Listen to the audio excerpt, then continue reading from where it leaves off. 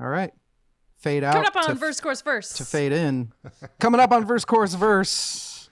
Last year we had count 'em, 10 out of 10 albums. This year we have 1994 on our side. So will this be the first of many? Find out next. How's that for a teaser?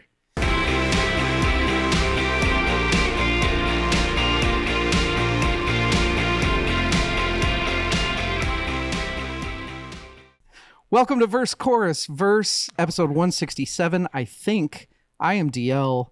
With me is Rachel, Pretty Penny Polio. Rachel, how are you? Good. Super excited to talk about Stone Temple Pilots on a Friday night with my two best friends. That anybody ever had. Also Yes. here is Evil Interstate Love Song Lover, Jimmy. Yeah. Evil, how you doing? I'm so good. My eyes are pretty. Which song are you currently listening They are to? so pretty. They're so I don't have any. blue. Nothing's playing right now. Well, We're going to have a hard time getting Rachel to do well in this episode because she is just constantly lost in Evil's eyes. Aw. Look at them. Oh, we are continuing our Stone Temple Pilots coverage, and boy, are we excited. I am live. I'm not live. I am here from Orlando, Florida, the center of whatever. What are the tourist capital of? I don't know. What is Orlando? SeaWorld? Disney World? You're just naming things that are in Orlando. Yeah. Oranges? Old people. Oranges, old Alligators. people, young people, alligators, all of the Methamphetamines. above. Methamphetamine, yes. I'm in Orlando, as you can see. Yeah. We're making it work. As you I can can see. see it. SeaWorld. You can't see Right there. SeaWorld? It's beautiful. Yeah, hey, SeaWorld, why don't you fucking gussy up your skyline here? It's bullshit.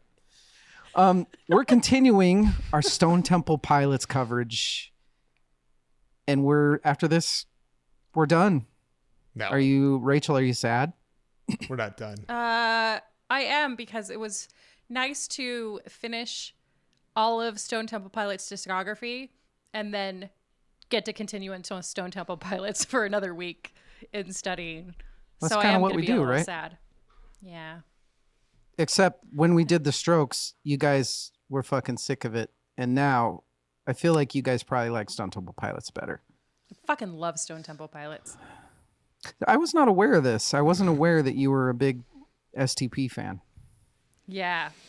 They don't seem like We'll a get into Rachel that. band. I'm surprised by this, but we will get into that. It's a good band. Evil, we know from the last episode that not only are you a fan, this was at I'm one also- point, I'm at many points, I'm like not a member. favorite band of all time. Yes, that's true. I was trying to make a hair club for men joke. I'm not just a fan. I'm a member, but I'm not a member of Stone Temple Pilots. We're trying to do Yeah. a favor glossing yet. over some of these jokes, Evil. Why? Stop. You don't need to point them out. It's actually become a really fun thing in the episodes is Evil pointing out his jokes that don't land. That don't land? Like, oh. If you explain them, they're funnier. Yeah, I don't. That's true. Probably not. It's funnier to me. That's all that matters. That's true. What did you take before this, Evil? Nothing. I'm high on life. It's Friday. We're ready to party. I have a question for you, Evil. Yes. Before studying for this, had you always known? Is that a spoiler? It's not a spoiler because I think we all already know. Before studying for this, did you think that Purple was your favorite Stone Temple Pilots album? Oh, Like yeah. this time last year, yeah. Yep. Yep. Yeah. And nothing's changed. No. No. Your love hath grown. I love this album. It's a Do good I love album. it more? I don't know. But I still love it. I don't love it less. Rachel, now that your Stone Temple Pilots listening has become close to Evil, I don't know so growing up, how much did you listen to Stone Temple Pilots? I mean, they had a lot of radio play, and But like, how many of playing. their albums did you own? I didn't own a lot of albums growing up. I probably owned like 10 or 15 albums, sum total. So I did not own a Stone Temple Pilots album. And is this your favorite one? Oh, 100%. Easy peasy lemon squeezy. How close is Tiny Music for you? Because we know you really liked Tiny Music. Both Tiny Music and Core are both very close to this one. Very close. Interesting. I guess we'll have to talk about that. We're going to talk about Purple tonight. When I first listened to this, going into this season, this was the first thing that I turned on probably like 3 months ago. It's like, yay, I get to start studying for next season. And I think my first reaction the first time I listened was, this might be the most no doubt 10 out of 10, top 3 no doubt 10 out of 10 we've ever done. Now I have thoughts. I have a hot take that we'll talk about later. But before we do that, we got to talk about the most important part of the night. What are we drinking?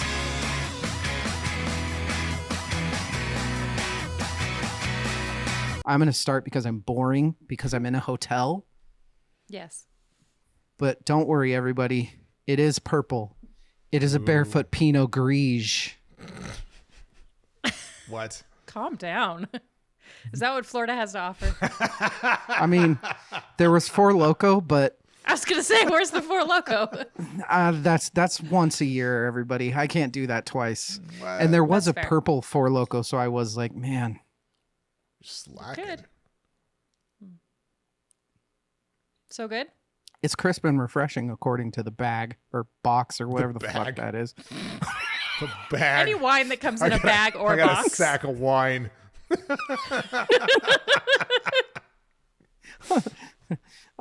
Rachel, what are you drinking? I'm not drinking because I made pudding and a Jack Daniel's cup. I used some of my What is going Trader on? Joe's eggnog liqueur. I sent you a picture. I know. I thought it was a joke. No. This is what I made. It's 1 cup of Trader Joe's eggnog liqueur and a packet of Jell-O pudding and a cup of regular milk mixed together. I'm just going to eat this. I haven't eaten a lot today. Wait, I thought for Jell. Oh no, it's pudding. Never mind. For some reason, I was thinking Jell-O. I was like, did you boil the fucking eggnog? Like, what did you do? No, this one's just one of the instant ones. So it's just like cold milk on cold milk, and then just pop it in the fridge. Call it a day. All right, Mr. You know, Wizard. That's real fucking strong, though. I'm not gonna lie. Only Rachel Polio would think, you know what's a good idea is live on video. I should eat a bunch of fucking pudding. Dairy Jell-O shots. Yes. It's not bad. Oh my God. It's just a little That's kind of strong. like cheese. When I'm waiting till we get to the point in verse where she's like eating fucking king crab and just like cracking fucking crab claws and like. Oh my God. If you paid us, we could afford crab claws, and I would do that. Lord. That's amazing. Jimmy, what are you drinking? Evil, I know what you're drinking, but I want you to show us. Oh, what do you want me to show you? There it is. I just fucking told you, man. It's so pretty. Oh my Is there God. hypnotic in there? No, it's It's like glittery. How do you know what hypnotic is? I don't know. I don't know. It's an aviation, but I made it with Empress gin, the purple gin. Oh. Have you tried it with Sprite? Well, Not yet. for all you I listeners saved and that watchers, for my eggnog pudding. you can go to our YouTube because 3 days ago we all made an aviation. It was very special. Oh my God, it's gonna be one of those. I put together the holiday one. It's not as good as the aviation. So about 3 days ago, we came out with a YouTube where we all made the aviation, the drink that Evil's got right now, and all of our versions are good. Rachel's is best. We had Carrie Kirkland join us to guest for that too. So thank you, Carrie. And that was fun. She made it well. Evil made it well too. She made it to the letter of the law. Yeah. 15 shakes, fresh lemons. Mm-hmm. That does look really was it? good. Oh man, that's good. That's really good. Are you a good mixologist? I am tonight. Use that codex. We got a lot to get to, and we can't dilly-dally because we're on video, and 60 minutes is 60 minutes. On the next 60 minutes, we got to talk. We got to talk a huge album. We'll take a break. We'll be right purple.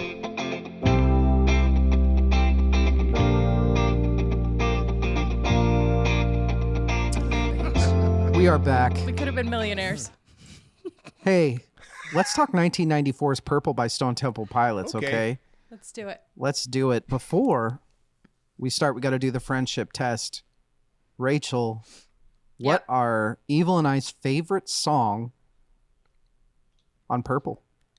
Interstate Love Song. Are you sure? 100%. It is the most perfect rock song that was ever written. Am I right?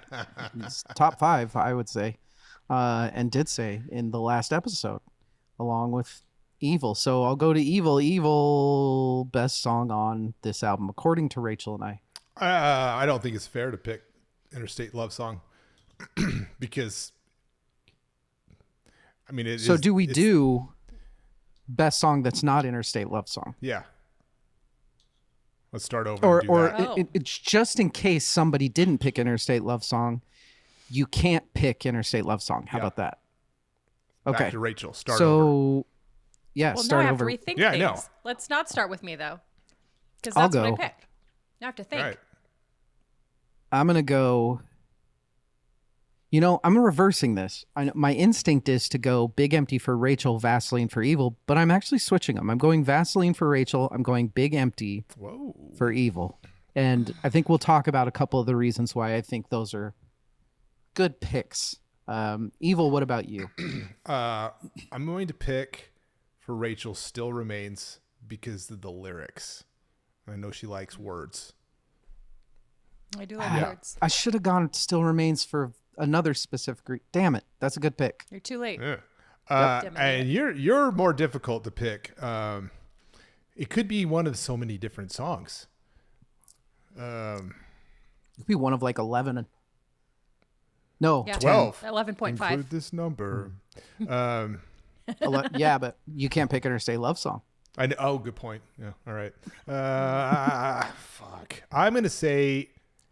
I think that you mentioned Army Ants by mistake in the last episode, so I'm gonna pick it. I might have.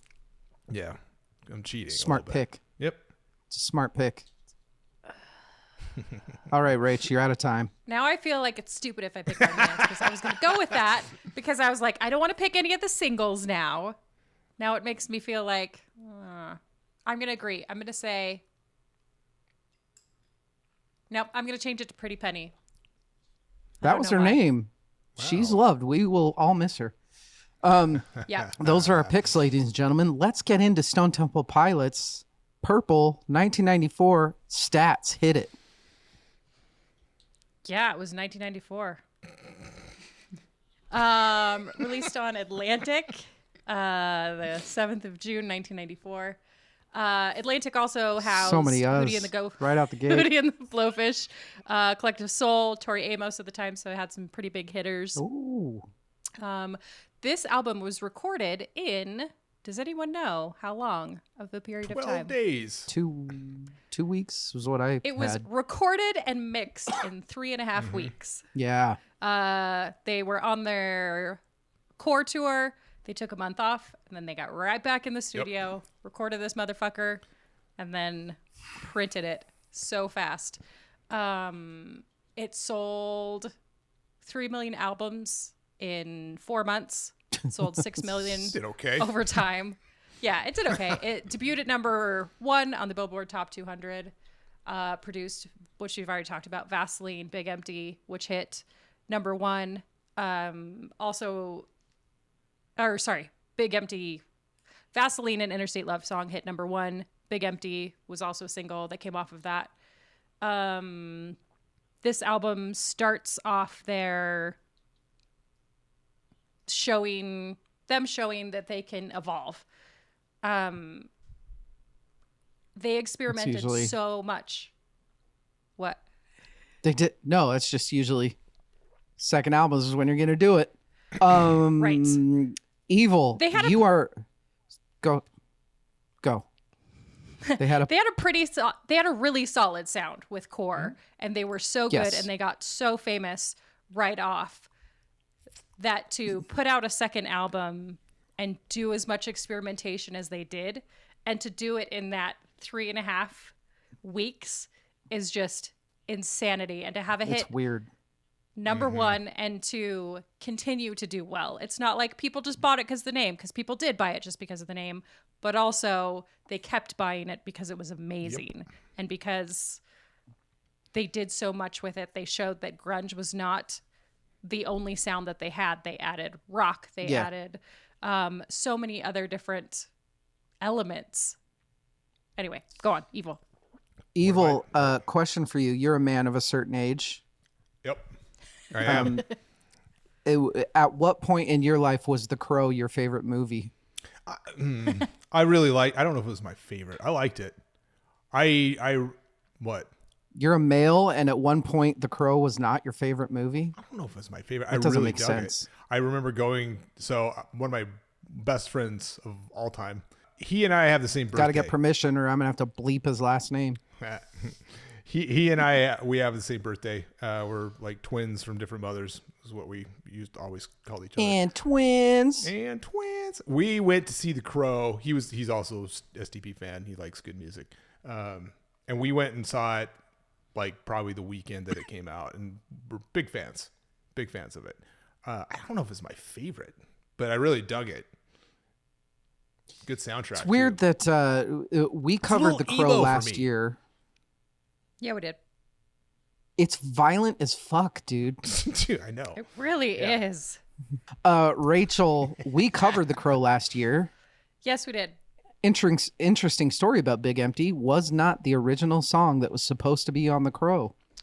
That is right. I forgot about that. Yeah, it was supposed to be a different song that was all about murder. And then Brandon Lee died, and they were like, oh, Can't do that. Let's just change it to Big Empty. And Yeah. Evil, I'm going to ask you, except you haven't had time to think about this, so it's probably going to sound ludicrous, but to me, one of the awards in the soundtrack thing was the song that least fits the soundtrack. My pick was Big Empty. Really? I did not think that it fit The Crow. Did you like the play? Do you remember? I'm not even at. Do you remember the movie pretty well? Oh no, no. I haven't seen it in years. Wasn't it just like they were driving and it was It playing was in the background? it was in the henchman's car. The bad Yeah. guys were Yeah. listening to it while they were do remember driving. that, yeah. For like 3 seconds. Yeah, Product Yeah. I just placement. didn't think it fit, but yes, and Well, it didn't my fit because it God, wasn't supposed to fit. that soundtrack though, It's supposed holy to be something hell! else. Yep. Yes, Yeah. good point. Purple, everybody. What I think that we need to do, but open to suggestion, is go song by song. All right. Yeah. Let's fucking Let's Are we do it. cool with that? Yeah. Do we all want to do that? Do we have time? Do we have time? So there are all the questions that we're just gonna skip this time because I don't really I have like half notes on my phone here, but I'm not trying to do this the whole time because my setup is fucked because So let's start with one of my favorite opening tracks ever, Meat Plow. 5-star, 4-star, 3-star. That goes hard. It does go Like to start quite out hard. with that, quite hard.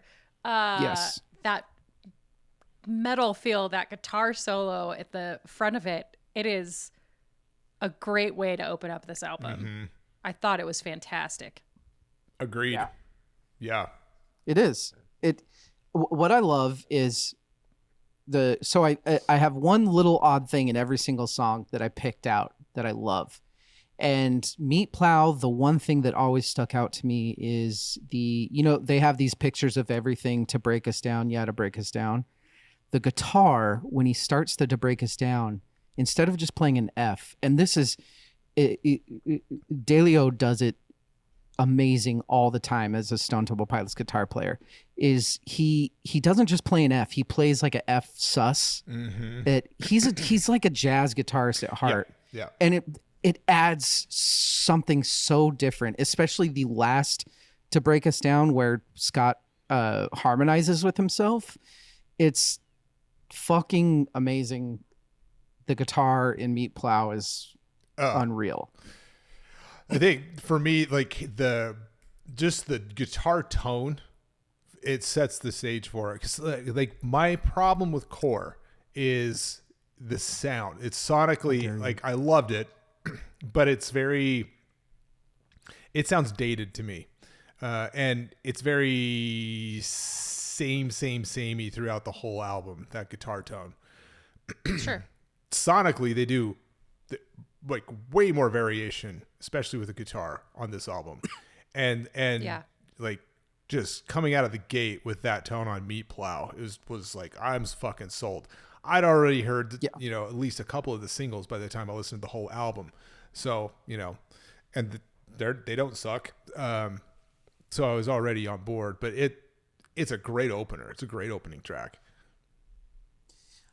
It also kind of, at least the lyrical content, really flew in the face of what was happening at that point. And I think it had a real impact on the change that happened around 94 in music, because this it wasn't a sex type thing. It was right. The lyrics are, I've got a lover and she shows me how to understand. I've got a brother. He shows me how to make amends.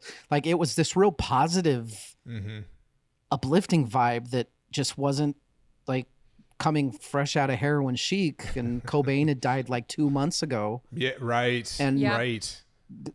And they're getting a little bit hippie on it. No bet. Mm-hmm. I like it. I do too. That's meat. What is a meat plow? It's a plow for meat, you idiot. Vaseline. Do you guys like Vaseline? A little bit. No. Yeah, that's okay. Okay, again, coming Jesus. in with that do. God. That it is, as my friend Eva would say, it's so earwormy. It is so catchy, and the lyrics, we'll get into that at another point in this,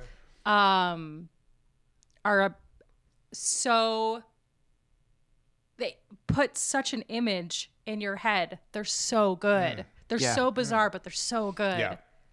I have a hard time separating the like when I hear this song or even like think of it in my head, I have a hard time separating it from the music video.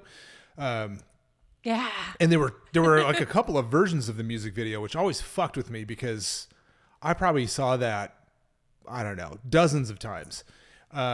So when it would be a different version, it was just bizarre. But fucking A, man, it goes hard. This song goes so hard. Go ahead. No, I'm just gonna like. I touched on it in the last episode.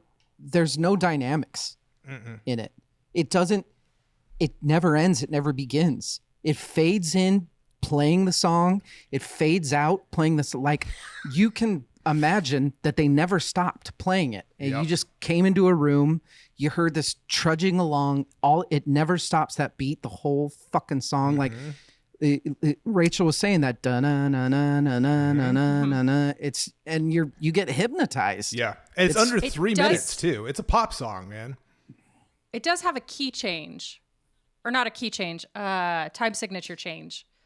Yeah, but it doesn't. So it does break it up a tiny bit for a second. It does a key change, like but that that doesn't stop. That does it the whole Does it the whole fucking I'm saying way. It breaks that up. The time signature change breaks that up. So I think that you could just go like this for 3 straight minutes sure to Vaseline and never stop. Sure. Yeah. Okay. I am so.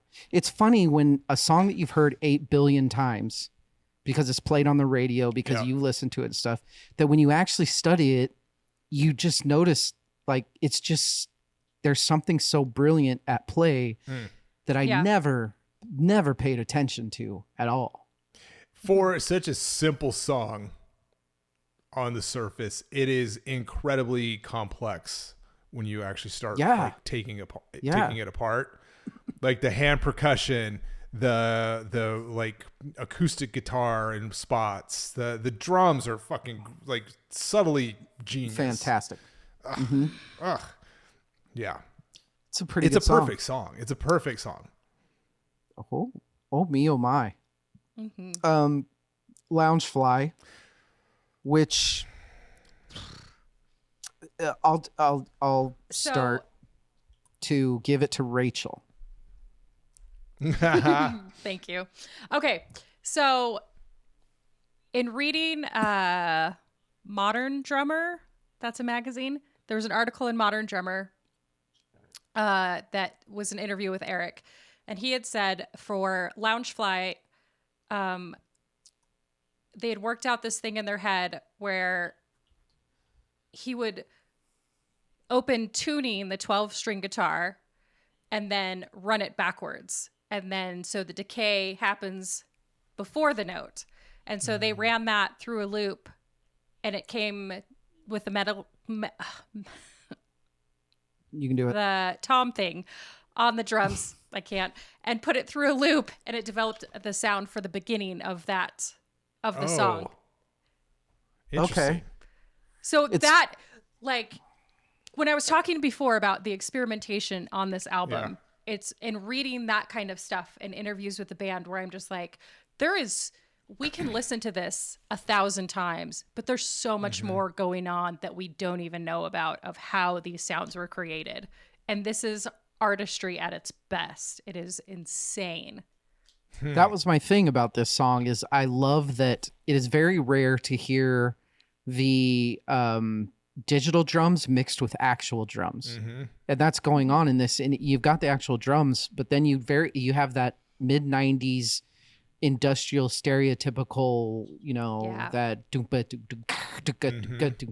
that Nine Inch Nails-y Cure thing that was going on back then. But there's still real drums playing. It's fucking and fucking Scott's delivery of the she said she'd be my woman. It's a great fucking song, right? Evil. Yes. It's so dark too. Yeah. For something that dark to be this early in the album is interesting. I have thoughts on that. We'll get to them. Why wasn't this song on the Crow soundtrack? This would have been a good Crow soundtrack song. Oh, Yeah. perfect song for that soundtrack. Yeah. Silly gooses. silly crows. What is the next song on Still this? I don't Remains. know. No, it's not, you fucking weirdo. You're No, missing it's that not. one. Interstate Love Song. Here's the thing. You just skipped I didn't it. take any notes on Interstate Love Song because I feel like Yeah. so I just skipped over it. Interstate Love Song. That's the next song. Well, Let's talk about it. Let's go to Still Remains. The song that Evil called Rachel's favorite. And I think he probably called it Rachel's favorite because it has the very plainly beautiful, poignant line, "If you should die before me, ask if you could bring a friend." I don't really pay attention to the lyrics, but when Scott pulls something, it's fucking rad. Yeah. Do you like the lyrics in this, Rachel? That was one of the things, again, in that article that I'd ran into, because that article was from 95. So it was right after one of the rehab stints and after Tiny Music. And Eric had said, man, when Scott is on, he's fucking on and he can pull lyrics out of a hat and he is a musician and he's fantastic. But when he's not on, man, we are not a band and we cannot do this together. It makes it so much more difficult. But yeah, the ability to pull out lyrics like this is insane, and they're so simple and they're so good. and there's not a lot to dig into, but yeah, they're just fabulous. He was a real artist. Did Evil like Still Remains? Do I like it? Mm-hmm.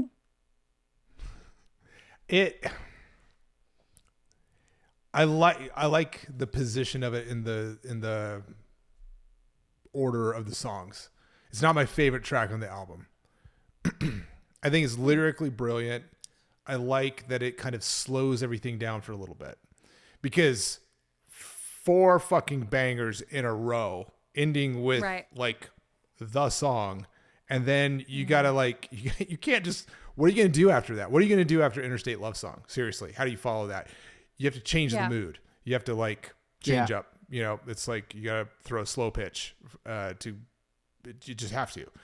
And so I like how it contributes to the dynamics of the album. I think it's a good song. It's not my favorite, but I think it's a good song, good solid song. And lyrically brilliant. I find it very interesting you say that about the slowing it down, because I have things to say about that later. Speaking of slowing it down, right back, we've got Pretty Penny next, Evil.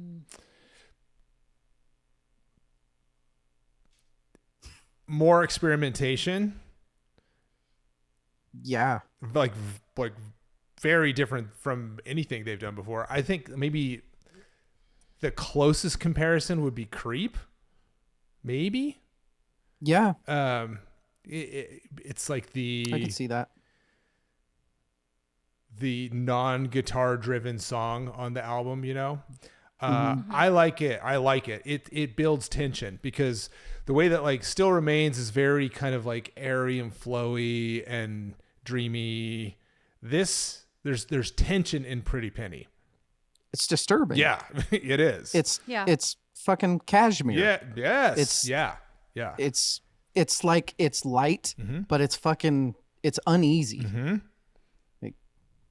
It doesn't resolve, like the verses don't resolve. They leave you like, ooh, where's this going? Yeah. Mm-hmm. I think this is the first instance that I noticed of, they had said they were influenced by the Beatles.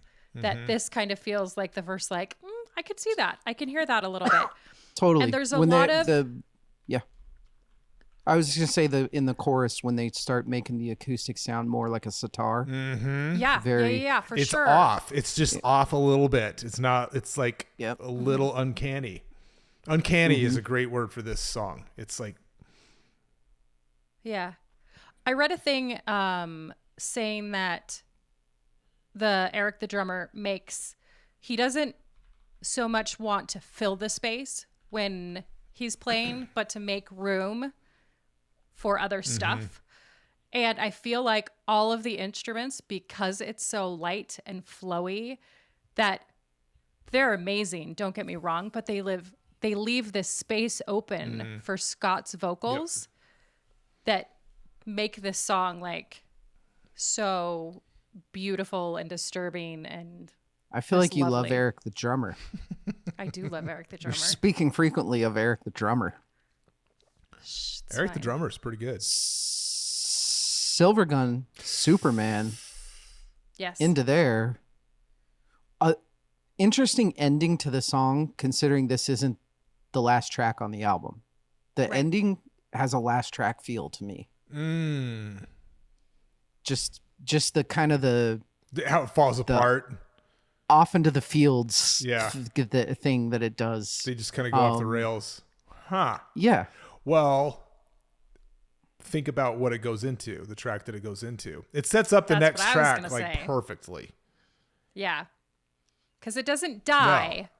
It slows things down a little bit, but then popping into Vaseline, or sorry, Big Empty. You silly goose. All the singles are the same. Going into Big Empty next. It does. No, it does. Do you think they did that on purpose? It's hard. God, I don't know how they did this in 2 weeks. I feel like I don't know.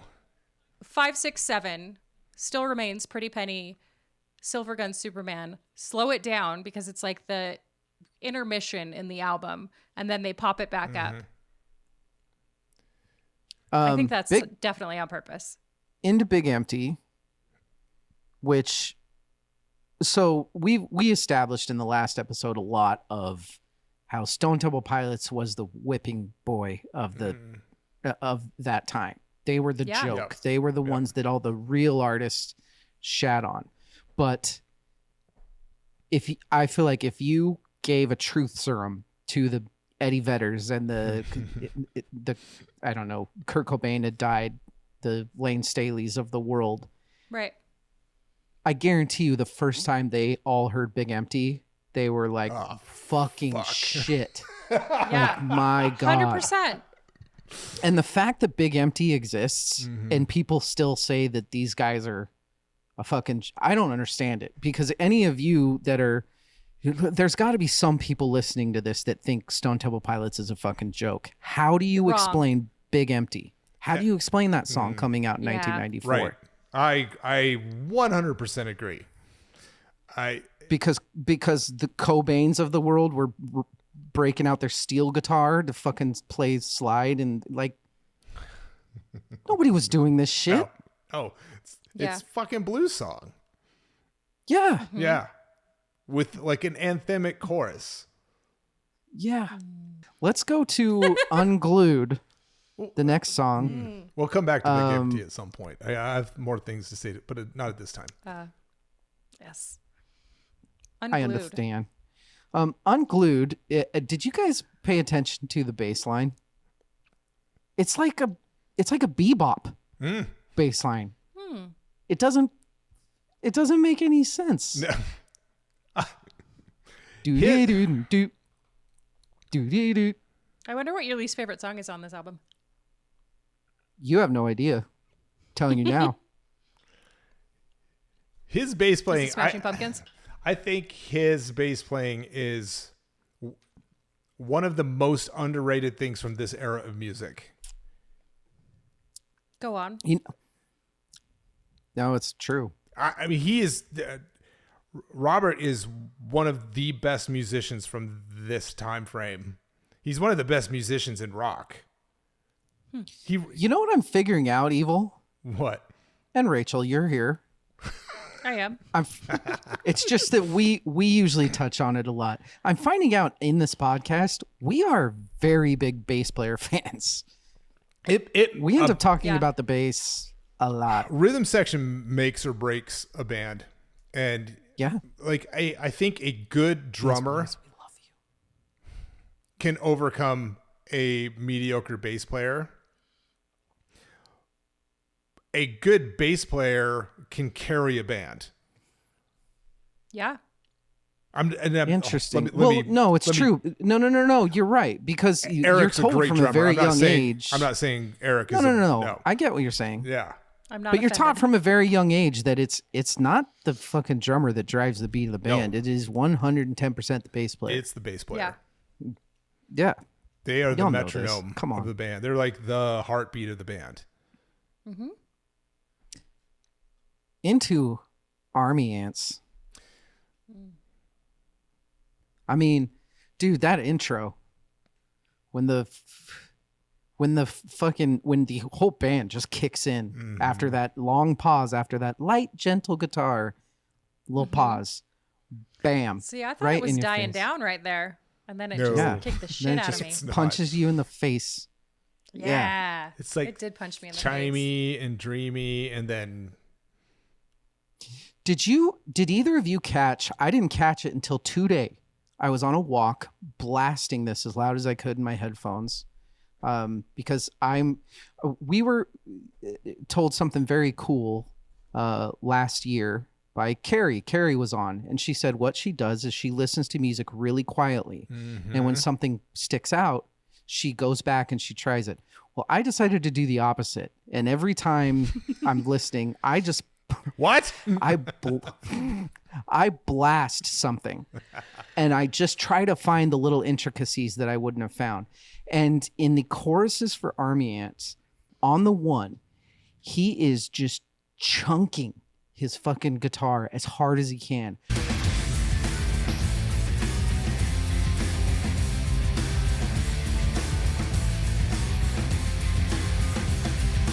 So all you get at every one is this king. Oh, and you're so right. It's like Slipknot hitting their fucking keg. It's fucking amazing. And that song is so fucking cool, you guys. So part of me thinking that you would like this song was the rawness of it. Mm-hmm. Yeah. And so one of the greatest things about this album, and we've talked about this a lot, is what's missing and started missing about now was the overproduction and the fact that they did this so fast, and there are so many little production fuck ups in it and little airy like messed up shit, and they were like, no, fuck this, leave that in. Yep. It makes it so much better. Yes, it does. It really makes the album. Yes. You guys, you're right. We get it. And then into the last song, Kitchen Candy Wearing Bars. Is it the candy or is it the candy? Is it the last song? Sorry, too much pudding. You know, God, I wish we could still title our episodes. Too much pudding. Oh my God. Is Kitchen Wearing Candy Bars a good ending song, you guys? Yes. Yeah. I feel like it's soft enough, but it doesn't kill the album. Like, it doesn't just like die. It gives you just enough energy to like slow things down, but not to kill it. Plus, you got the it's a slow build, because it starts very slow and mild, and then it kind of builds up into a chorus, and then like when like the orchestral part comes in towards the end, those strings. Oh my God, it's and not just strings, but that fucking cello. Is so, for as quickly as they did it, it is so perfectly produced. Like, goddamn, man. And then they go into the hidden track, which, don't you guys miss hidden tracks? Oh, yes. That is a time capsule into our youth, because like people before, they didn't have that, and people after are not going to have that. That's like something very specific to our generation, and like just the technology of a CD. Grown-ups had these things called CDs, these little shiny things that we would play music on, and you'd get to the last track, and it'd be 3 minutes and 40 seconds in, and it was done. But then you'd look at your thing and it would say 8 minutes long. What? And then you would get excited because you knew there was a secret track hiding for you. Hidden track. And then Green Day would start singing about masturbation. Yes, that happened. Funny story. I used to fall asleep listening to music all the time. Masturbating. Yeah, I know. It was the early 90s. We were all 12-year-old boys at some point. No, I would fall asleep. Right. Even Rachel. I would fall asleep listening to music, and you'd just go to sleep, and then the CD would end, and whatever. Fucking U2. I think is it Zooropa? It has a hidden track that is like this horrible like alarm sound. So I was listening to that, and I like fell asleep, and then it was like, and I was like, fuck. So fucking fuck the headline U2. here is Evil listened to U2 at some point in his life. That's unfortunate. That's too bad. We're going to have to recoup one from time. that. We'll take a break. We'll be right back. Hashtag me too.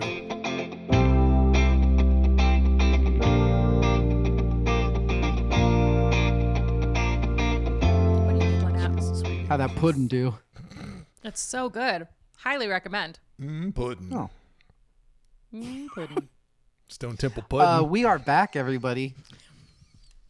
Hey, awards. We haven't done them yet this year, you guys. And unfortunately, the David Crosby Met Award, I don't have notes with me, so I can't really. Son of a bitch! You should have. I should have thought of that when you said you didn't have notes. I could find one. Want me to find one? Find one real fast. Okay, you guys look while we're doing the awards. But guys, we have a new reward this year. As some of you hardcore listeners know, every year we add another award, and it is dedicated to somebody that passed away the year prior. And speaking of which, we did not honor Sven Knudsen at the beginning of this. The What Are We Drinking Tonight? That's not my...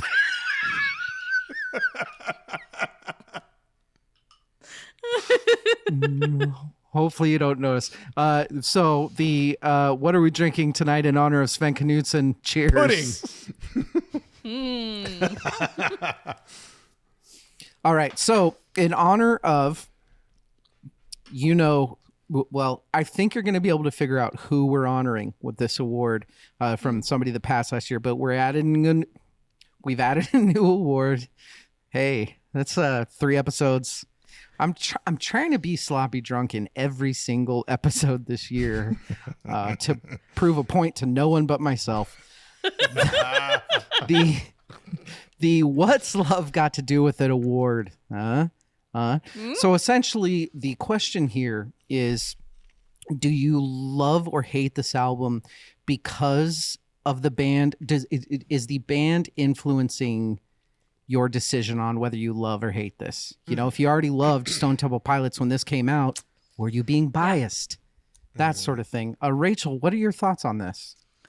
I want to say no, but probably yes. I feel like having Core before this and Tiny Music after this, like, I just love the cream of the Oreo of Stone Temple Pilots of those 3 albums. Like those whole 3 albums are so good. No, I like that was good. I like that. 100% think they influence each other. So I probably like all that. 3 of them better because I like all 3 of them. They're like my children. Except I don't have that many children. Evil, what are your thoughts? I think I like the band more because of the album. And that's just because I lived, this was a very influential and pivotal album in my musical tastes. So I was a fan. I really liked Stone Temple Pilots. They were probably, I don't know if I could say, in thinking back, I don't know if they were my favorite band when this album came out, but they definitely were after. Yeah. So this is a tough one because of how much I loved Core. When Purple came out, I do think there was probably a bit of me that was like, whatever that band came out with, especially at the age that I was at 12 years old, I was going to fucking love it. Yeah. Because I really did. I loved Core so much. And so it's hard for me to say. And what's really interesting is Purple is obviously the standout for the Stone Temple Pilots, but I remember loving and listening to Core much more. And I remember the impact that Tiny Music had on me more. Purple's kind of somehow lost in the middle. I don't really know how that happened. So I would say it probably maybe did, but is there anybody here that's denying that Purple is not an amazing album? You guys should write in, and if there's got to be somebody out there that thinks Purple is their 4th best album, and I want to know why. Thunderdome. Evil does not.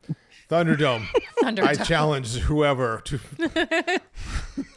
The DMX Award, Rach. And I guess since this is the first one, we will read off what they are. First one of the year, season 4. The DMX Award.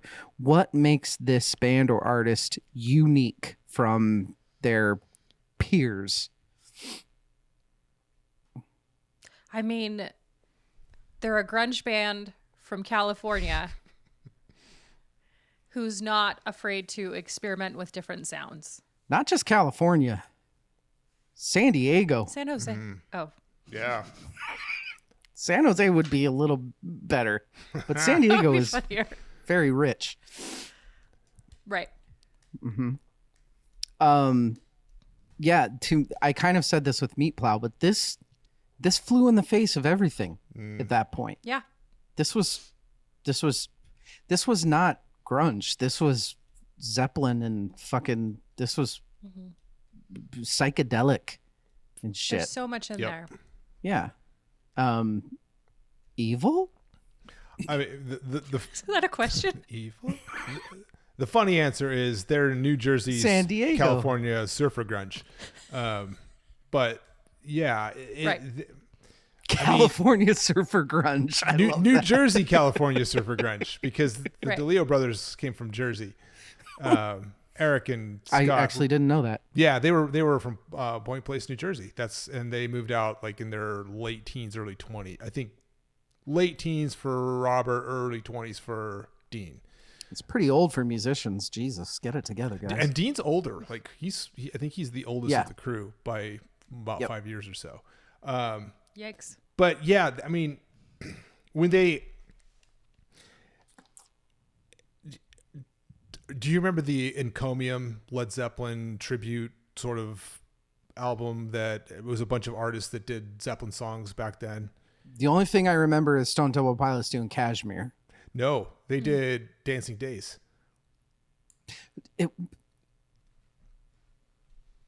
Fuck. I have been, this whole time I've been studying, because I even said it for Pretty Penny. I said Kashmir. I meant Dancing Days. Yeah. I have been, I for was some like, reason in my Kashmir. head, All right, Dancing whatever. Days.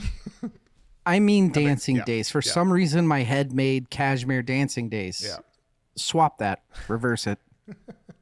They, Okay, go ahead. Put So that thing down, flip it, and reverse it. there's, I mean, all, Wet ass pussy. Have you guys seen Dumb Money? no. No. Watch Dumb Money. Anyway, go ahead, Evil. Well, I mean, all of the grunge era bands, and so many bands get looped into that. Like Pumpkins get looped into grunge just because of the time Yeah. frame that Yeah. they. But Yeah. all of those bands, because of just how old they were at the time, they were influenced by a lot of the same stuff. A lot of like 70s Yeah. rock, right? You know, Yep. I think the difference between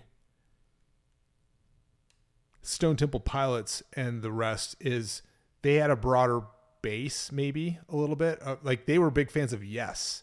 There was like some progressive rock that they were big fans of. Okay. Scott was a fan of the Carpenters. Yes. And Robert DeLeo was interviewed by Rick Beato, and he's like Scott was a huge fan of the Carpenters, and Robert was like, I always sort of saw him like later in his career as like a male version of Karen Carpenter in some of the vocal stuff he did, like Sour love Girl that. and stuff like that, you know. I love that. But and they were, the DeLeo brothers grew up in a family that was hugely musical, like a lot of jazz, like Joe Beam, like Brazilian jazz, like different. Yeah. I think they just had, or were able to pull in a Motown. Like you listen to Robert's bass playing. There's fucking Motown Have you heard all the over. demo version of Interstate Love Song? Yeah. The original that it was basically bossa nova. Yeah. Like, Right. could you imagine? Could you fucking imagine? Yeah.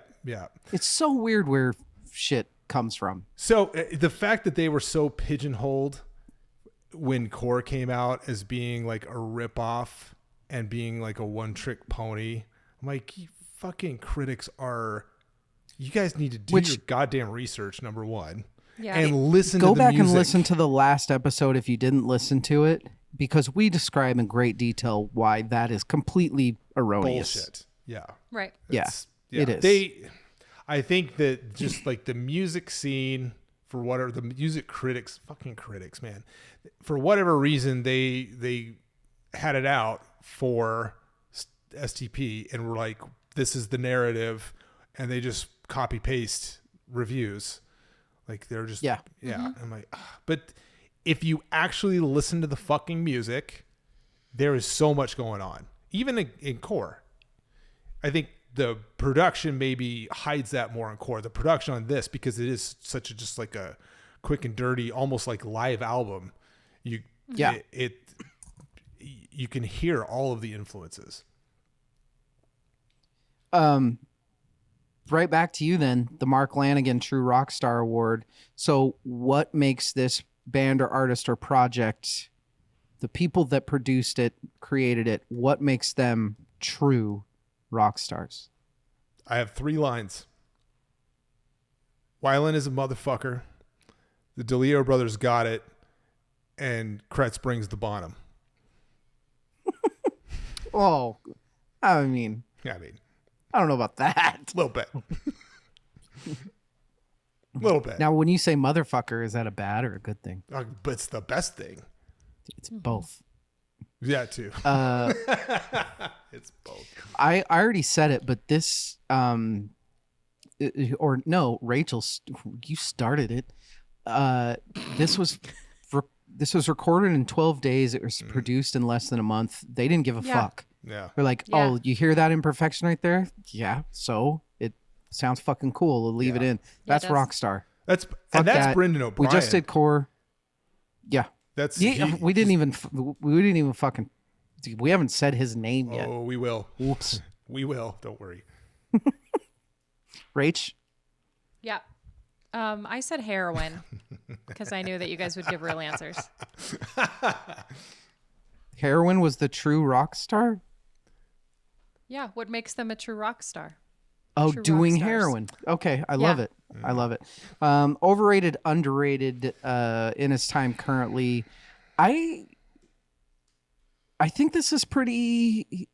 No. I take that back. I forgot how mediocre to bad the reviews were for this album. Right. Holy fuck. Yep. Yeah, you have to think of the difference between how we received it and how critics received it. How we as fans received it and loved it, and how critics were like, "This is garbage. This is just fucking garbage." I love this. I love when we're talking about albums that we were there for, because a lot of times we're talking about this and it's hindsight, and we're like, "Well, we weren't there," but this one we were there for, and we all fucking very loved there it for this album. Like, and then I go back to the reviews and I see people giving it a dud and 2 out of 5, and I'm like, "What in the blue fuck, dude?" Yeah. Well, I think this was actually in the like the core album cycle, but Rolling Stone in the same fucking like I almost said episode, in the same issue, they like Rolling Stone rated Stone Temple Pilots like worst new band, and the fans rated them one of the best new bands. Like, how as a critic can you look at what the fans are saying and then write the exact opposite? It didn't fit because you're obviously wrong. It didn't fit whatever narrative for whatever reason. Yeah. I think it was underrated at the time. Underrated by critics. By critics. Properly rated by Yeah, fans. we fucking. I mean, all bought it's sold. What did we like, say? It sold fucking 3 million and 6 million. 3 million in 4 months. 4 months. Right. Yeah, it did okay. Did all right. It did okay. I think it's, influences and influence. Sorry, go ahead. Well, currently, I think it is improperly rated. Currently, because it's viewed as a, in quotes, grunge classic. And I'm like, bitches, it ain't a grunge album. It's not entirely. It is like the maybe the punctuation to the grunge era. It's like the end of grunge translating into whatever was next. Yeah. Yeah. You know, I will say this. For being a guy that's been on the Insta for a few years now, and my feed is just vinyl. That's all it is. It's just vinyl photos. The lack of the album Purple I've seen, you're right. It's a little disturbing. Yeah. People, Purple should be up there every other day. Yes. Like, yes. Yeah. Yes. Good point. Influences and influencees. I did write this because I felt like I do have some hot takes here. So there's the easy one, Zeppelin, which I hear all over this album. Yeah. I hear a lot of Stevie Ray Vaughan, actually. Okay. And the guitar in Silver Gun Superman is straight from Jerry Cantrell, which, hey, not knocking that. That's awesome. You know what I heard all over this? Sorry, Rachel, to bring up some bad whatevers. I hear in like 5 songs, I hear Gordon Lightfoot. Yeah. I heard it once and I was like, Ooh, yeah. and then I just kept fucking hearing it over and over and over. And I looked it up and I don't remember if it was Scott or if it was So it was Scott that Yep. was a saw huge that. Gordon Lightfoot guy. Yep. So, yeah. I bet he didn't Rach, know what the about real story. What's I bet that? he didn't know the story. Well, There he should wasn't listen to the Wikipedia back podcast. then. He should listen to the podcast. What the fuck? I also actually had Gordon Lightfoot, so that's whatever. Holy shit! Really? Yeah. Heard a little Air John Five. Denver, little Emmylou Harris, Johnny Cash, Kiss, Aerosmith, Beatles, Doors, Jethro Tull. There's so much that you can pull out of this that you're like, I could easily. These men were in love with music Yeah. because there's so much. This is one of those times where you're Tagline. mixing That's all a good those. line. Yeah. These men were in All- love with music. Yeah. They were there's so many different sounds that they're mixing together that are working so well, but it's like they took all of the music that they listened to and just let it like filter through them and become their own. Yeah. Evil. Did you hear any other influences? I mean, Zeppelin, obviously, a little bit of Beatles. Like we touched on that. Yeah. It's not like prominent, but it is there. They were big Yes fans. 70s prog rock. Motown, you can hear that in Robert Space playing.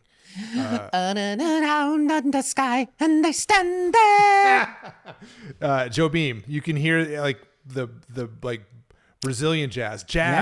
Just there's jazz in there. It's subtle. It's the chord voicings and Yep. little things, little choices that were another band. If you were to listen to a bass line or the guitar progression, it would go exactly where you expect it to. Theirs doesn't. Theirs go they meander and go places that you don't hear other bands go. And then Bowie, obviously. Yeah. God, how did we get through this and not say Bowie yet? Bowie, hey, We might have. that's what you got. Never mind the Bullocks Award. Is it the band's best album? Is it even close? Evil? It is their best. Is it close? No, but I think that's also an answer that's not fair to how good their other albums are. Yeah. Rachel? Agree. Same. So I will qualify that because I don't know. I really don't. Where I and you two part ways is I still don't know what the better album is between Core and Purple. I went through, as we studied Stone Temple Pilots, I struggled when we did the dissection of the whole band, just listening bottom to top Core, bottom to top Purple. And I'm telling you, you go song by song on Core, fuck. Like, holy fucking shit. There is not only is there not a bad song, there's not a just good song on that fucking album. Yeah. So I don't know. I don't know if Purple's the best album. It is. I think It is. I did write down the awards. Thank God. I bet you The John Paul Jones Award. I will go first because I put nothing, but you know what I want to see? I want to see, and it's never going to happen, but what came into my head is I want a live version of, let's say, not Grammys because that's dumb, but I want a live version of Interstate Love Song. Like live at whatever. Here's Interstate Love Song featuring Bonnie Raitt. And I just want like a fucking 6-minute slide solo in there with Bonnie Raitt. I just want Bonnie Raitt soloing fucking slide blues in Interstate You Love could Song. figure that out. You could mix that. I don't want to mix it. I want to see it happen. Mix that. You can't see it happen. You could hear it happen. John Paul Jones Award, Evil. Okay, so did you happen to watch or listen to the unplugged version of Big Empty? I mean, I've not studying for this, Okay. but I've seen it many times. So it came out in '93, so a little bit before this album came out. And I am like 90. You watched it recently, right? I've watched it a few for times. this? Yeah, like I'm. Is he, because I don't remember, is he using a steel guitar? No, Okay. no. Continue. But I wish you would. there is a second guitar player with the band. Okay. And I fucking searched and searched and searched. And in my head, I think I remember from back then an interview or somewhere saying it was Brendan O'Brien and it looks like him, but I can't tell. That I would think make it's sense. him. I was going to say 95% sure, but I'm actually 94% sure I knew that it. Yep. that it's Brendan O'Brien, and he plays a little guitar run, like the sort of like the bridge. It's not really a solo portion in Big Empty, but right before they go into the last chorus, where it kind of builds and builds and builds, and there's some like those dissonant chords that Dean plays. Brendan O'Brien, let's just say it's him, plays this fucking little guitar run that resolves that into the chorus so brilliantly that I'm like, what if he played guitar with them? What if they had a second guitar player? Yeah. Okay. I love it. Rachel? I took the lazy but right answer and said no. God damn it. Yeah. Sorry, can't add or subtract. Yeah. John Sorry. Prime Best Lyric Award, Rachel, our resident lyricist. We just skipped over 2, bro. I'll go back to Seriously him. Award. Okay. Go with the Best flow. lyric. It's fine. Flies in the Vaseline we are. Son of a bitch. That is the best lyric. Sorry, is there something else?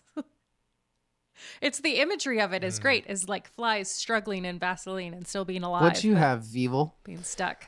You said it earlier. It's if you should die before me, ask if you can bring a friend. That's pretty. Yeah, I had Flies in the Vaseline. That fucking, that line is iconic. It's perfect. Right. It's not even, it's just, and it's not even, you know what pisses me off about lines like that is that it was a throwaway for him. You know that he was just writing. He's like, flies in the Vaseline we are. It's like, who thinks of that? And how, like, like you have no idea how fucking brilliant that is. Like, goddamn fucking asshole. And what it always bugged me that they misspelled Vaseline. Yeah. I didn't even notice it. Which it bugs you? Yeah, because it's like it's a brand and it's spelled a specific way and they spell it differently. I don't know if it bugs me. It's like a fly in the Vaseline. Should we have the conversation now about people, which apparently it's both of you?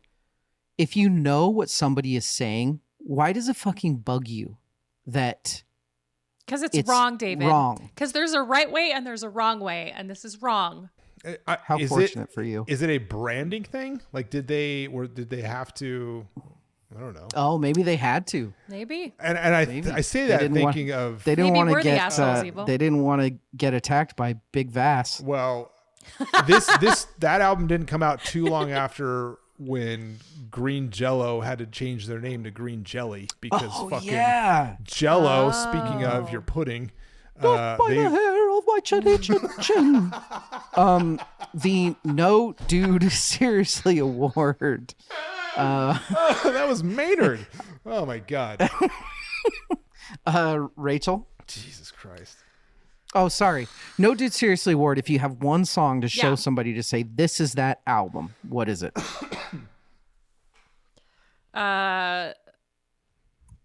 Interstate Love Song. Evil? I mean, there's a couple to choose from, but that's a sufficient answer. I said Vaseline. And So good. here's my reasoning. I think I don't want to take away the experience of them listening to Interstate Love Song for the first time after hearing some of the other music. Okay, that's fair. So, kind of speaking close to that, this is what I said. If I had one song to show somebody to say, like if an alien came down and I was like, they were like, hey, what is rock and roll? Interstate Love Song might be that. It's going to be in the Right. running. Right. Right. So Yeah. it's kind of beyond the No Dude Seriously award. The Sure. John Popper Best Hook, Rach. The guitar on Vaseline. That's a good choice. You cannot get that out of your head. That's a really Evil? good choice. The chorus to Big Empty.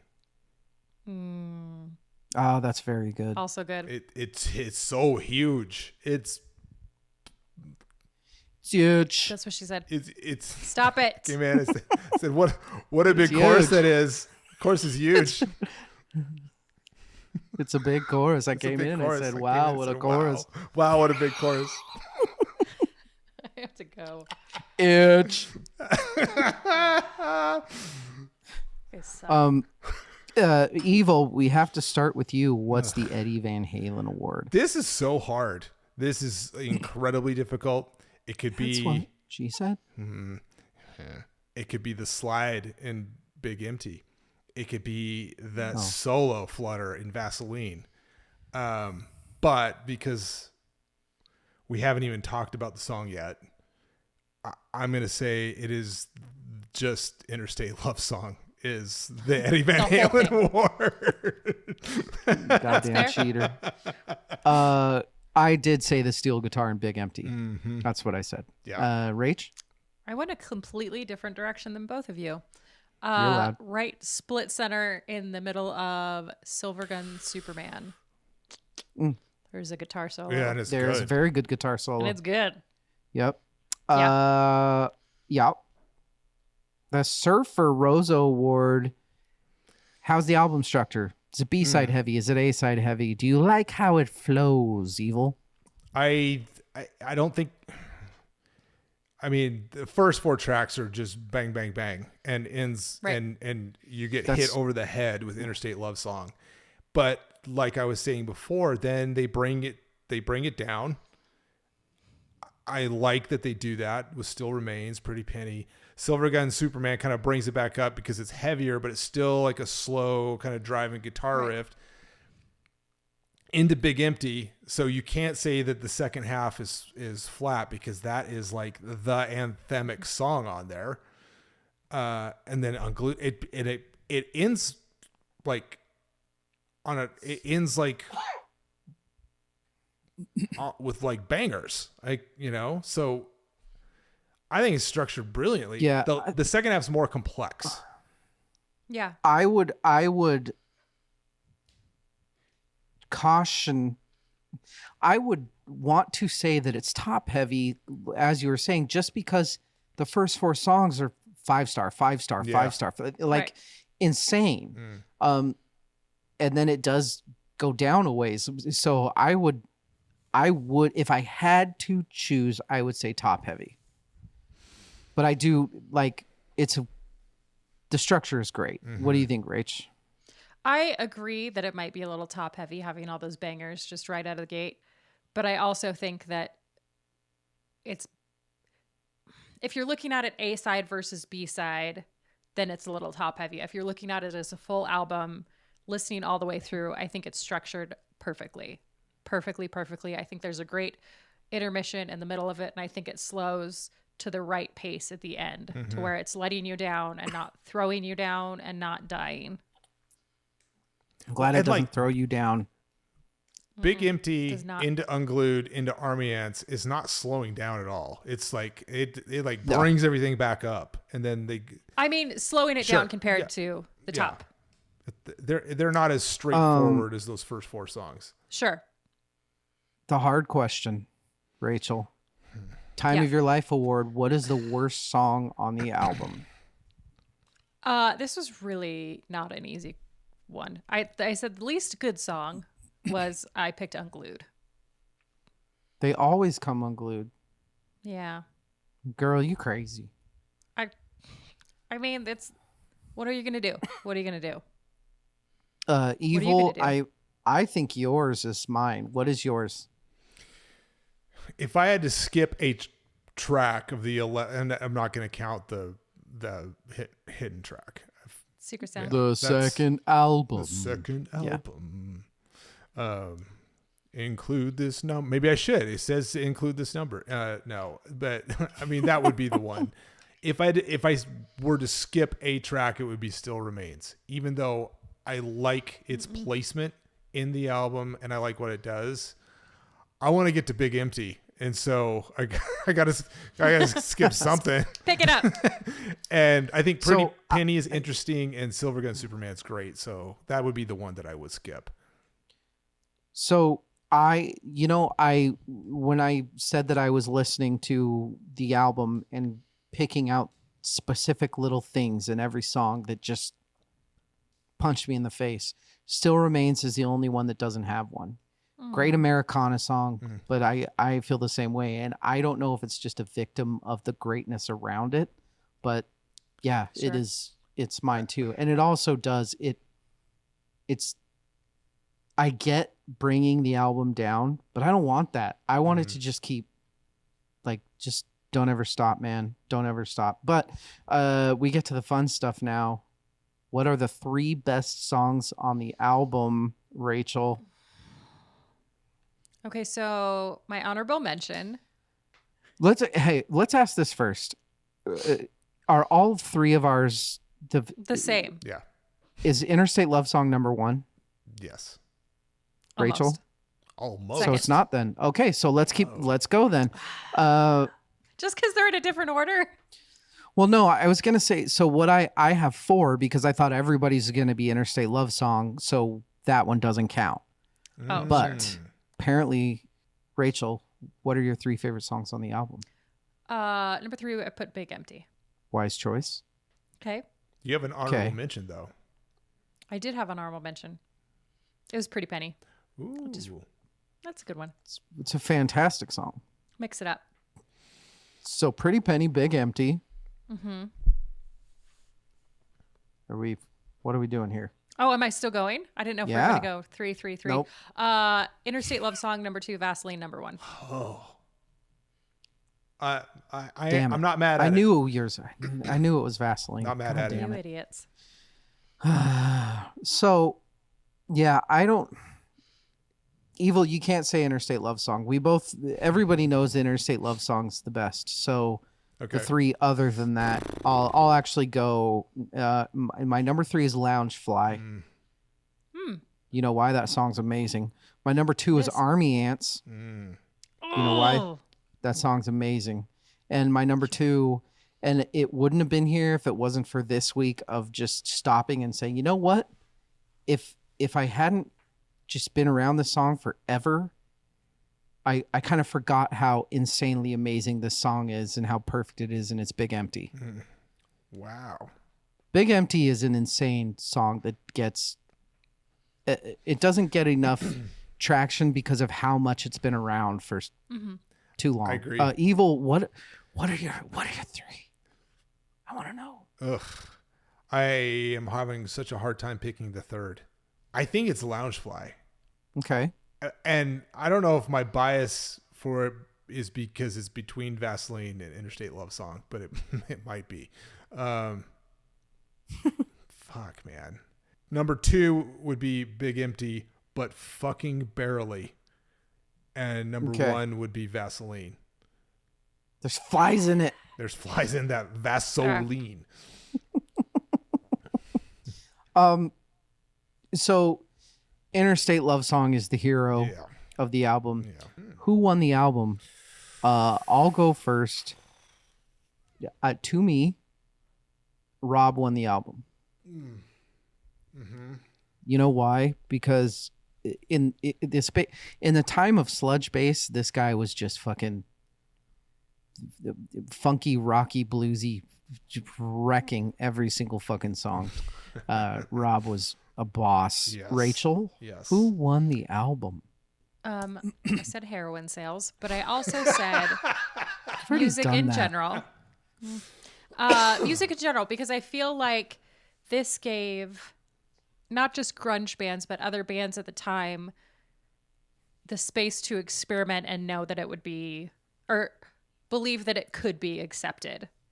This stupid simple answer is me because I love it, and I Aw. have Aw. such a like intertwined history with this band and this album. It was very formative to me. I think rock music temporarily won because of this album, because it like you said, like Kurt had just passed away, Right. just shortly, a couple months before. 2 months before. So that could have been like the end of the grunge movement right there. And where do you go? Yeah. Right. I think this album was like a segue into whatever's next, and allowed for luckily, and I'm sure a lot of it was thanks to Kurt, but luckily a lot of bands decided to come out with a project in 94 that would carry the torch. Yeah. Right. Oh, yeah. Let's talk about that a little bit. Going back to was this in its time underrated? Or even today? In 2014, Loudwire came out with the 10 best hard rock albums of 1994. And this was number 6. Mm-hmm.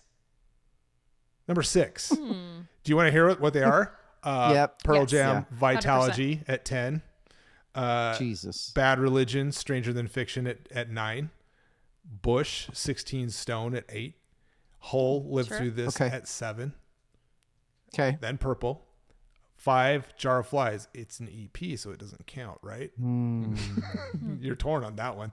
I'm okay with it. 4, Offspring. Smash. 3, Super Unknown, Soundgarden. 2, Nine Inch Nails, Downward Spiral, and number 1, Green Day, Dookie. This is my totally didn't realize that Smash came out face in 94. Just now learning that. That feels so much later than 94. Yeah, right? Yeah. I don't. Oh my God. I'm guess not mad. You just got to keep them separated. I'm not mad. Oh my God. I'm not mad that any of those albums are on their list. I take great umbrage in the fucking order. The order of it is Yeah. Dookie at the top. That's a big load of. Rachel, we're going to start with you, the harshest of all critics. Rate this album. Okay. Let me preface with, I feel like maybe the perfect album doesn't exist and I'm being too critical. Okay. Let me ask you something. Yeah. Do you think that in college there should be such thing as a 100% paper? An A plus, if you will. In college, because that seems to be how you judge, how you grade. If I am taking a multiple choice test and there are correct answers and there are incorrect answers and I get every answer correct, I should get 100% because there's a correct answer. For music, there's not a correct answer. There's a very good answer and there's a shitty answer. But there's not a perfect answer. And so in that way, I think that I really have been grading a little too harshly. Because there is... Wait, but from what you just said, it sounds like you're just going to give either 10s or 1s for the rest of the... Our 10 out of 10 wall is going to be way too big. I gave it... It's a 10 out of 10. It's as perfect as it could Holy get. Shit. I told you when I was picking a shitty song, I was like, I had to listen and listen and listen and listen and listen and be like, okay, is there something I don't like about this song? Let's try and pick something All out. right.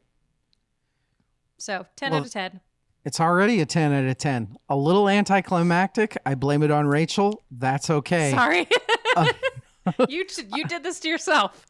I guess I'm going to go first after Second. Rachel. You fucking idiot. I was gonna make it a little more climactic because I am giving it a 9 out of 10. And You're the an asshole. only reason I'm giving it a 9 out of 10 is because I do feel like with Still Remains and Unglued, it breaks some things apart. In a good way. You're I'm wrong. going to be totally honest with you. The only reason that I was doing that is because I knew Evil was going to give it a 10 out of 10. So we will move to Evil Why now. don't you want it to be on the wall? It's a hard 10 out of 10 for me. That's what she said. Hard 10. Hard. So It's one of here- there were 3 albums from 94 that are hard 10s for me, and this is one of them. What are the other ones? Here, We'll who's get there. clanking? Rachel. Like, I'm done. And I is killed there it. any part of either of you that might consider that the reason that we think this is a 10 out of 10 is because there are 4 like 15 out of 10 songs on it, Yes. and that in actuality maybe there's like 3 songs that are mediocre, but No. the fact that they're just like they're huddled around these Listen, Best I'm songs okay. ever songs? I'm okay with rating an album a 10 out of 10 if the songs are so fucking good they're off the charts. If those songs go to 11, then it brings everything up. it brings the Brings the 8s. rest of the grades up. Yeah. I like it. Because there are 10 out of 10 albums where all the songs are 10s. There are songs Yeah. in this album that are more than 10 out of 10s. Agreed. 10 out of 10, That's good everybody. math. We're putting it on the wall. God damn it. That's it. We did it. That's Purple. We're done with Stone Temple Pilots. Firstchorusfirst.com at firstchorusfirstpod. Don't worry. There's lots more to come. This is 1994. There's so much good goddamn music this year. I don't know what we're going to do. Join us next week. Guess who's back? Our dear again? friend Sven. Sven and I are doing Sven and I are doing our first of 3 parts this year on the Dave Matthews Band, and we are concentrating next week on Dave Matthews himself. Where did he come from? Where did he go? Where did he come from? Dave Matthews. Rachel, Cotton Eye thanks for Joe? talking about Purple with me. Yeah. No, Dave Matthews. Where did he come from? Thanks for Where did inviting he me. go? Where did he come from? Dave Matthews. Dave Matthews. Hey, Evil, thanks for talking about Purple. Thank you. We love Thank y'all. you. Yeah, we Good do. night and good luck.